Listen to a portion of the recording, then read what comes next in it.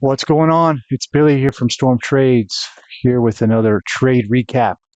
This time we're going to go through a gold short trade from Thursday, June 26 a.m. trading session. I did not actually take this trade, but every day I go through the pairs that I trade and see if there were any setups that I can learn from. And this was one of them. Time frame alignment was on point. It just so happened that the move came prior to the time I typically engage in the market.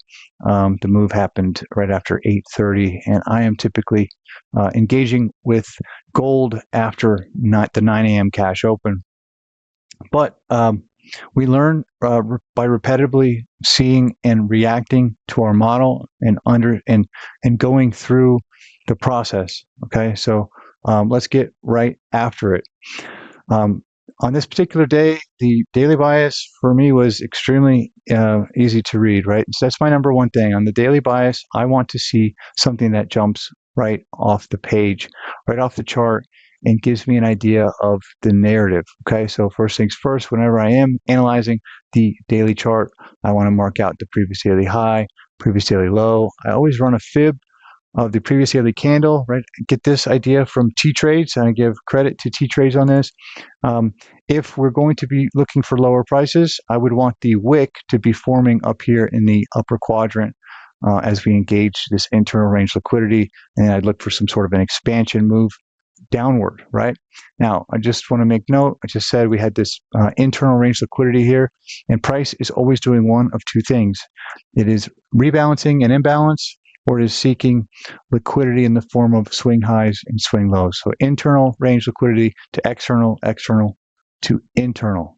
Now, do we have any external range liquidity to target? We sure do. We have a swing low here on the daily. So this is a very easy bias for me. Okay, this is a bearish bias. There's nothing else to do here on the daily. I don't trade based on the daily, but I get a narrative and an understanding of where price could or might want to draw towards. Now I'm going to pull up the hourly chart. Right, that's about as long as it takes me to get a daily bias. Right, I shouldn't be spending any more time on there, since I personally am not putting trades on based on an hourly setups, or excuse me, daily setups.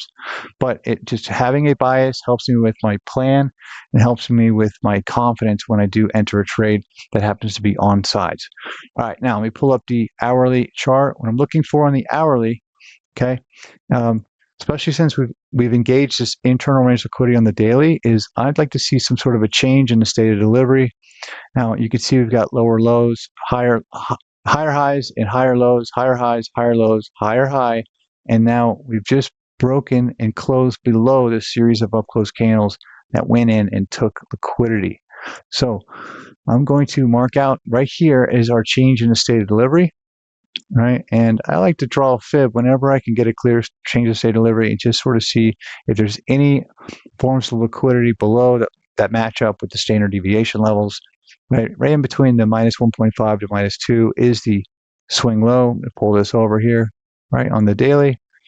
We also have the previous daily low to target, and as you can see here, we've already swept the previous daily high. Okay, that in and of itself is a pretty substantial liquidity pool, especially when we sweep that into some internal range liquidity on the daily, right? So this is all lining up for a bearish move, right? So now, does that mean it has to happen? If you're trade, then you know that that's definitely not the case, right? But we're stacking confluences, okay? We're stacking confluences, and we're getting more and more confident that if we can find a way to get on sides, price should deliver lower. All right, now once we've established a change in state of delivery and we've got some a relatively good idea of where price can trade to, if you've been following me along, I like to pull the ADR levels and see where we are in respect to the 1/3 ADR, right? So that's usually an understanding for me that we've got some room to go, right? That's it. The ADR is not a model in itself. It's just it helps for me, it helps with narrative. I'm bearish. I see bearish order flow and market structure forming Do we have room to go to hit some targets below? The answer is yes to me. Now, next thing we want to see is price currently delivering from any internal range liquidity or external range liquidity. Have we engaged the POI on the hourly time frame? And we have. Okay, we've already come up here and tapped into this bearish hourly fair value gap. That gives me the green light to start looking for trades. So I'm going to move down to the M5 time frame, and I'm now looking for some sort of a sweep. Right, we've already engaged the POI. We can engage it again. In fact, we will. But I'm looking for some sort of a sweep and then a change in the state of delivery again on the execution time frame.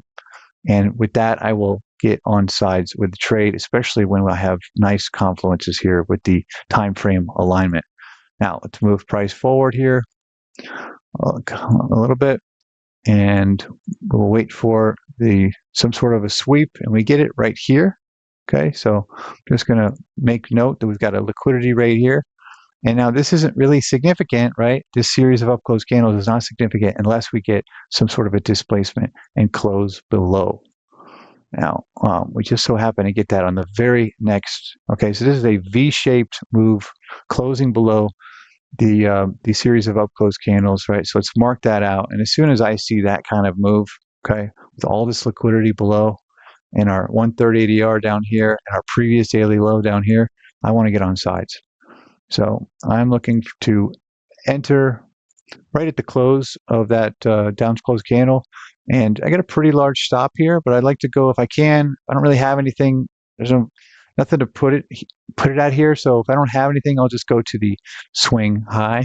The swing high prior to the move that made the change in the state of delivery. And I didn't take this trade, but we're just going to be looking at what could have happened here, right? I'm just going to take a look at 2-hour trades. Whenever I can do a 2-hour trade, I'm trying to.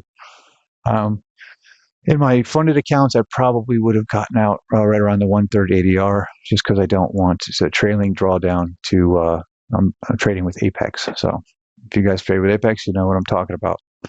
Now, I'm going to put in a sell order here. Okay, stop up here. I want to swing high, take profit down below